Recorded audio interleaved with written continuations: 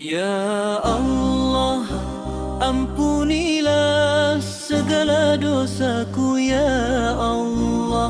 Berikanlah kami petunjuk dan hidayah-Mu sebelum kami mati. Ya Allah, jauhkanlah kami dari api neraka-Mu dan jauhkanlah kami dari fitnah Dajjal ya Allah ya Rabb. Kami berlindung hanya kepada Engkau dari godaan setan yang terkutuk. Ya Allah, kami lemah tanpa hidayah-Mu, kami tanpa petunjuk-Mu.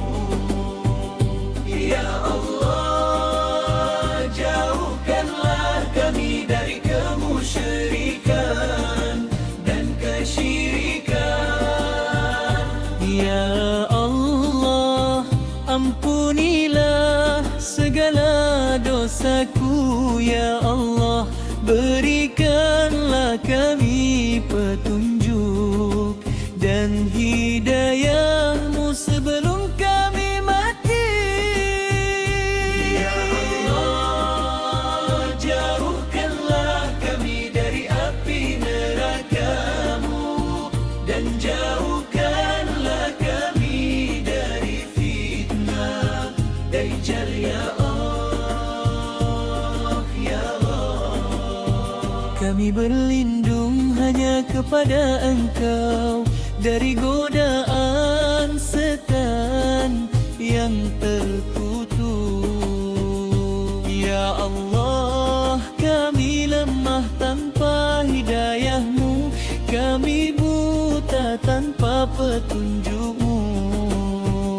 Ya Allah, jauhkanlah kami dari kemusyrikan dan kesyirikan.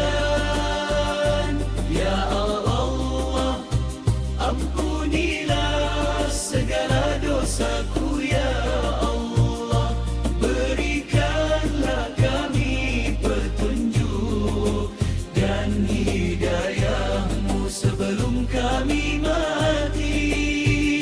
Ya Allah, jauhkanlah kami dari api neraka-Mu dan jauhkanlah kami dari fitnah Dajjal ya Allah.